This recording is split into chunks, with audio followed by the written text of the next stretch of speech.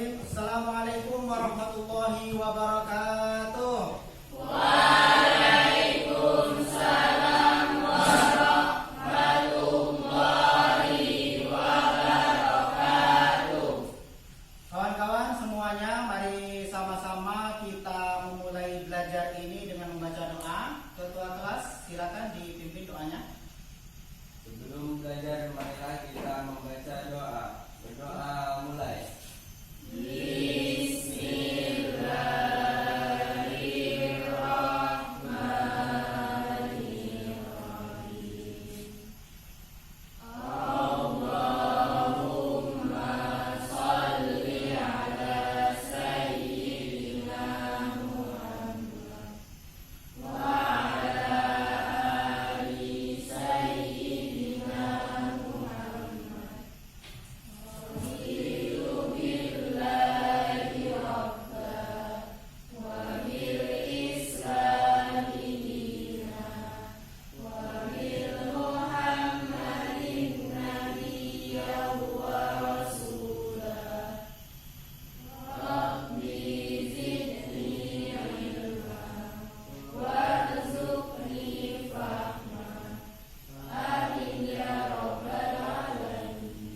Amin ya rabbal alamin. Mudah-mudahan belajar kita lancar sesuai rencana.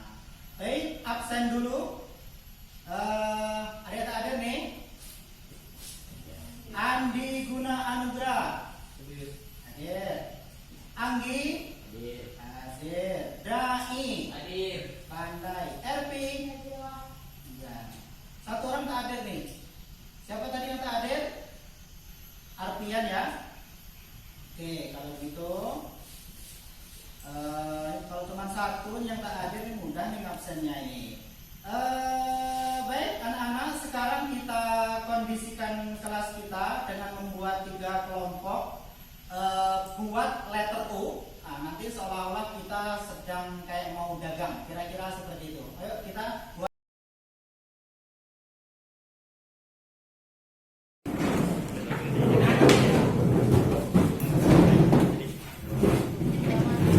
Kelompok 1, kelompok 2 di sebelah sana, kelompok 3-nya di sebelah kanan. Buat letter U. Sini kelompok 1. Andi Guna Anugrah, Anggi Kurniawan, Dai Kurniadi, Gurita Sari dan Erpi Dianti. Silakan. Kelompok 1. Anggi Guna Anugrah, Andi, Dai, Gurita Sari dan Erpi Dianti. Kelompok 2, sebelah sini. Fatmawati Agustina, Isma Ramadhani. Kelompok 2 Isma sebelah sini.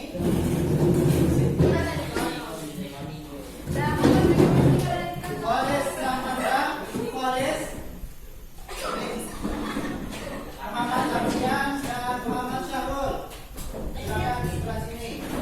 Kelompok 3 Najwa, Nur Afrika, Afrika, Lisa, Siti Aminah dan Zulkarnain. Silakan.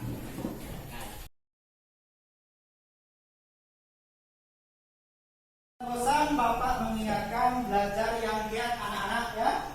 Belajar yang rajin biar materi kita ini lengket di hati dan pikiran kita. Jangan pula datang ke sekolah tak paham, pulang tak tahu. Rugi kita nanti. Minggu kemarin pertemuan kita tentang jinayat pembunuhan masih ingat? Masih. Ya, coba kita ulang sedikit.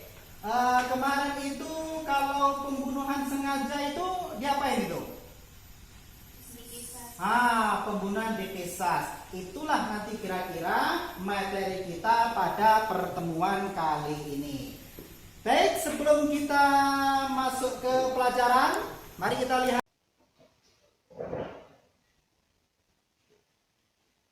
Baik, silakan dipersiapkan HP-nya, lihat di HP masing-masing. Diklik yang untuk PowerPoint-nya. Sudah? Ya, pandai. Mari kita lihat yang pertama, tujuan belajarnya. Setelah berdiskusi dan menggali informasi, peserta didik dapat ngapain? Nah, ini dia.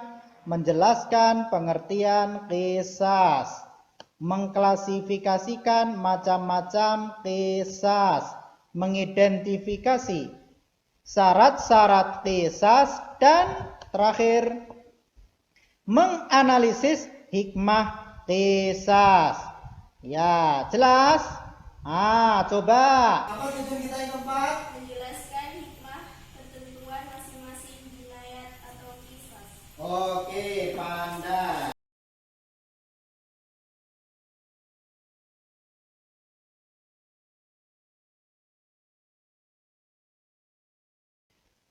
Baik, kembali lagi ke HP ya, kembali lagi ke HP.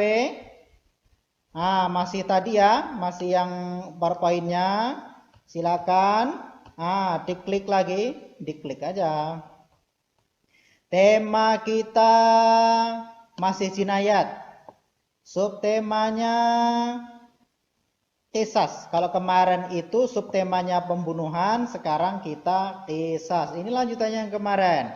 Mari kita lanjutannya, ada pengertiannya secara bahasa, juga secara syara. Nanti kalian baca sendiri ya. Terus ada macam-macamnya, macam-macam qisas, qisas pembunuhan, qisas anggota badan. Ya, nanti dibaca sendiri. Terus ada syarat-syarat qisas. Tak semua orang itu diqisas, ada syaratnya. Ini ada 1, 2, 3. Nanti kalian dipelajari sendiri. Lanjut hikmahnya. Apa hikmahnya?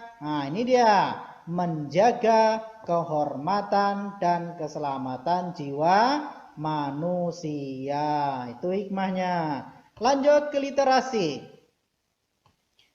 Literasi itu ngapain? Nah ini, membaca sumber belajar, mengamati gambar, foto, video yang berhubungan dengan materi kita. Materi kita apa? Qisas. Sumber belajarnya kayak apa? Ini dia PowerPoint qisas yang sedang kita baca barusan ya. Nanti kalian harus baca sendiri-sendiri. Terus ada PDF qisas, ada buku digital.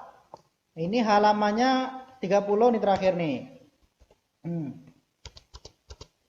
Halaman 30. Di sini udah ya. Ini 2430. Terus LKPD, lembar kerja peserta didik. Terus YouTube. Ini bagi yang males membaca yang di atasnya ini bisa lihat ke YouTube. Bisa juga pakai browsing untuk yang lebih males lagi. Ya. Coba mari kita lihat apa ini yang di sini ada bukunya syarat-syarat qisas ini dari 24 ke 30 kalau di buku digital ya. Terus kita lihat coba di LKPD lembar kerjanya. Ini di sini semua sudah lengkap, kita mau ngapainnya sudah ada, tinggal dikerjakan. Mengidentifikasi. Ini untuk linknya ini sama dengan yang link yang ini nih. Sama tuh. Tinggal diklik aja, nanti sudah masuk ke YouTube. Kembali lagi ke PowerPoint kita. Literasi ini kan 25 menit. Jadi yang 10 menit kita gunakan sama-sama kita lihat ke YouTube ya. Tinggal diklik aja, kita lihat bareng-bareng. Oke? Sip, mari.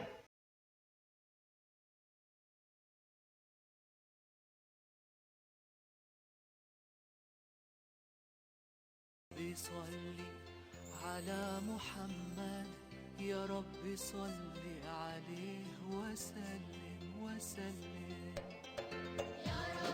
Alhamdulillahi Rabbil Alamin. Allahumma salli ala Muhammad wa ala ali Sayyidina Muhammad. Bismillahirrahmanirrahim. Pada pertemuan kali ini kita akan membahas tentang qisas ya. Jadi qisas ini adalah lanjutan materi jinayat, subtema yang kedua setelah materi pembunuhan.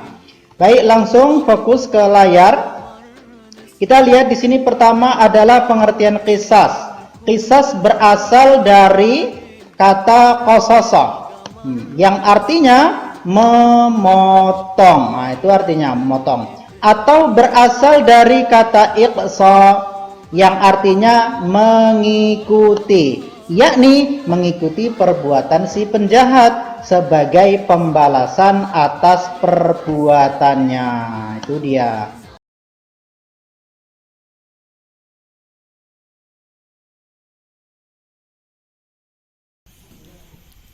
Bisa juga pakai buku paket kalian. Oke. Bisa juga pakai LKS ataupun LKD. Pakai buku digital kita atau pakai buku langsung. Ya, terserah hobi masing-masing. Yang jelas nanti hasilnya dibuat dalam bentuk peta konsep. Oke, jelas ya? Yuk kita mulai.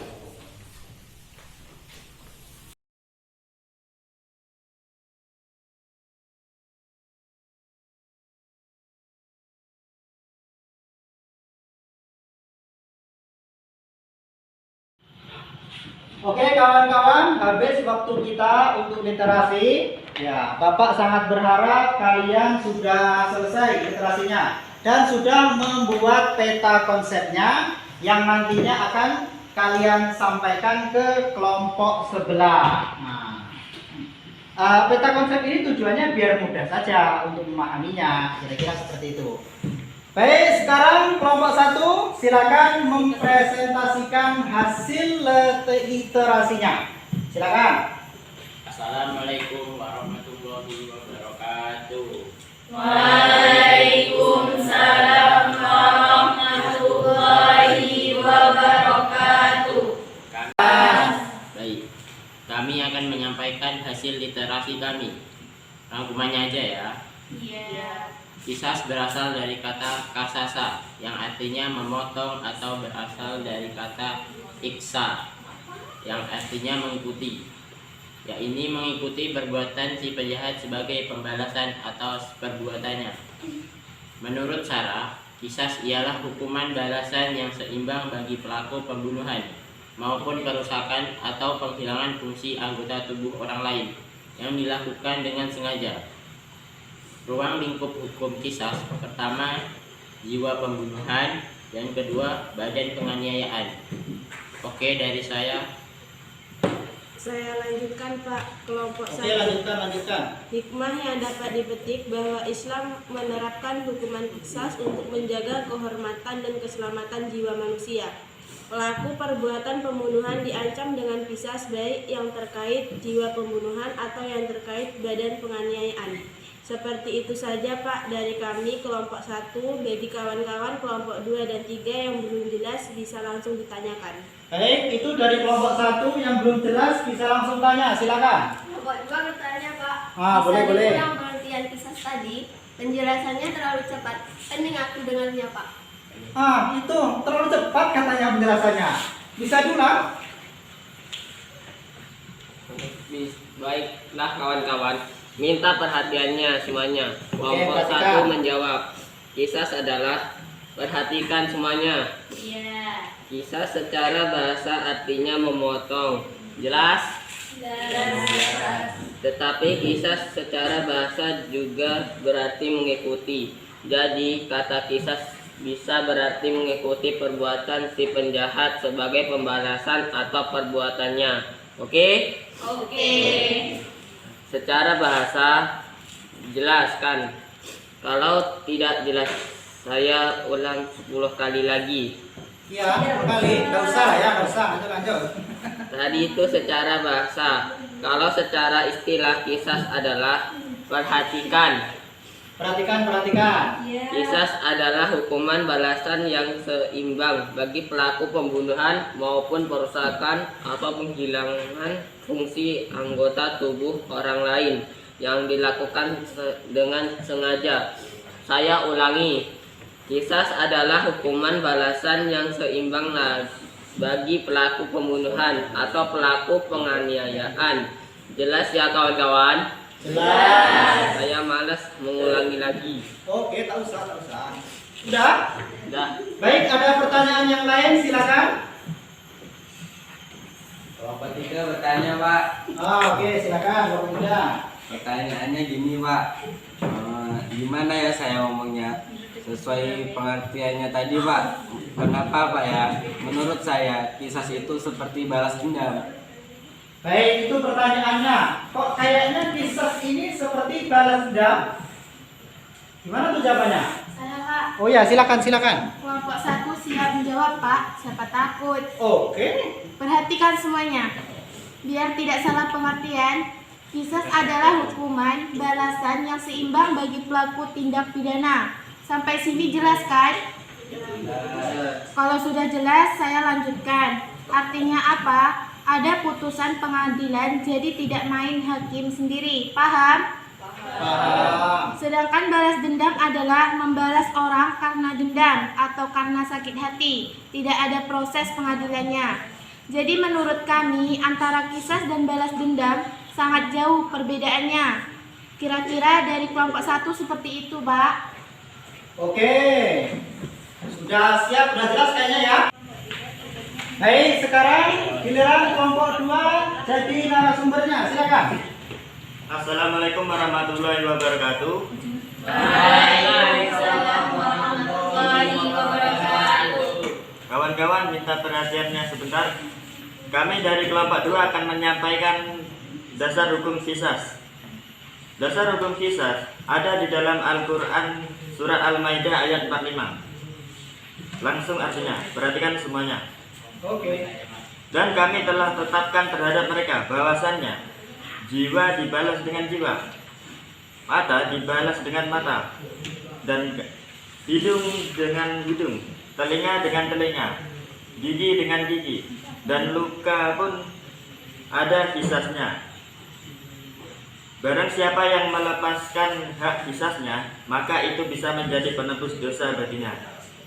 Barang siapa tidak memutuskan perkara sesuai hukum Allah, maka mereka itu adalah orang-orang yang zalim. Jelas itu. Mungkin ada lanjutannya kelompok 2? Ada, Pak. Oke, silakan. Kelompok 2 melanjutkan Pak. Semuanya perhatikan. Tidak akan diulang 2 kali ya. Oke.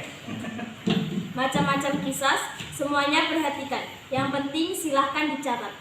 Qisas itu 2 macam, yaitu pertama qisas pembunuhan, artinya hukuman bagi pelaku pembunuhan. Kedua, qisas anggota badan, artinya hukuman bagi pelaku tindak pidana melukai, merusak, atau menghilangkan fungsi anggota badan. Jelas? Kalau tidak jelas, silahkan bertanya. Jelas. Yang belum jelas silakan bertanya. Saya, Pak. Boleh. Kelompok 1 ya. Tanya, Pak. Kalau qisas pembunuhan sepertinya udah jelas, Pak. Tapi kalau qisas anggota badan kayak apa, Pak? Nah, itu dia. Kisah anggota badan kayak apa tuh? Saya, Pak. Iya, silakan. Kelompok Kelompok 2. 2 menjawab, Pak. Terima kasih kawan-kawan yang sudah bertanya. Saya curiga ini kayaknya menguji, Pak. Tapi sorry ya, saya tak takut. Oke. Kias anggota badan itu seperti ini. Perhatikan semuanya. Jika ada orang menghilangkan fungsi tangan orang lain, maka pelaku kejahatan tadi akan dikias dengan dihilangkan fungsi tangannya. Saya kasih contoh. Jika si A memotong tangan si B, maka tangan si A berhak dipotong dengan alasan qisas. Kira-kira seperti itu, Pak, dari kami. Oke, ada pertanyaan yang lain? Ya, kalau tidak ada berarti sudah jelas. Kita akan lanjut ke kelompok 3 yang akan jadi narasumber. Nah, jadi kita kelompok 2 dan kelompok 1 pesertanya. Siap-siap kelompok 3? Silakan, siapa yang jadi narasumbernya? Saya, Pak. Boleh, siap. Kelompok 3 tugasnya menjelaskan syarat-syarat qisas. Baiklah kawan-kawan, perhatikan. Assalamualaikum warahmatullahi wabarakatuh. Waalaikumsalam warahmatullahi wabarakatuh. Syarat-syarat qisas yaitu, perhatikan ya. Orang yang terbunuh terpelihara darahnya. Ini sesuai dengan Al-Quran surah Al-Maidah ayat 37. Saya lanjutkan ya. Kedua, pembunuh sudah balik dan berakal. Ini sesuai hadis riwayat Ahmad dari sahabat Ali, yang artinya tidak kenal hukum dari 3 orang, yaitu orang tidur hingga ia bangun, anak hingga ia dewasa, dan orang gila hingga ia sembuh dari gilanya. Ketiga, Pembunuh bukan bapak dari pembunuh ini juga sesuai hadis riwayat Ahmad yang artinya tidak dibunuh seorang bapak atau orang tua yang membunuh anaknya. Itu aja Pak dari kami. Terima kasih. Oke, gimana lanjutannya ada? Oke, bertanya? Oh ya, silakan. Kelompok 1 bertanya. Kelompok 1 bertanya Pak, kalau seorang ibu membunuh anaknya dikisas tak Pak? Nah, pertanyaannya saya ulangi. Kelompok 1 bertanya, kalau ibu bunuh anak dikisas tidak? Untuk menjawab pertanyaan ini, saya ulangi lagi hadis tadi. Tidak dibunuh seorang bapak atau orang tua yang membunuh anaknya. Hadis riwayat Ahmad. Jadi Pak, yang namanya orang tua itu bisa bapak, bisa juga ibu. Artinya, jika bapak tidak dikisas karena membunuh anaknya, begitu juga jika ibu membunuh anaknya, tidak dikisas, tapi membayar diat atau hukum takzir. Kira-kira jawabannya seperti itu Pak. Walaupun demikian, perhatikan, hukum membunuh tetap tidak boleh alias haram. Oke, itu dia jawabannya. Kelompok 1 mau menyangka enggak?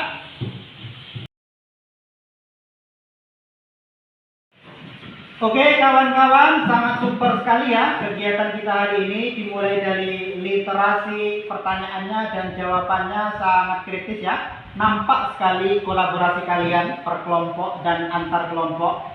Komunikasinya sudah sangat oke, menurut Bapak sangat kreatif. Baik, sebelum kita tutup, kita harus menyimpulkan.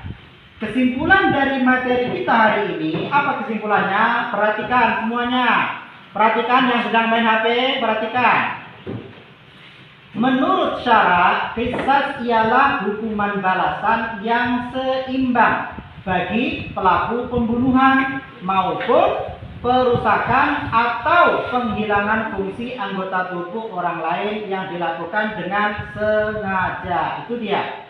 Ya, artinya ruang lingkup hukum qisas pertama jiwa, yang kedua badan. Sehingga macam-macam qisas, ada qisas jiwa dibalas jiwa dan qisas anggota badan, tangan dibalas tangan.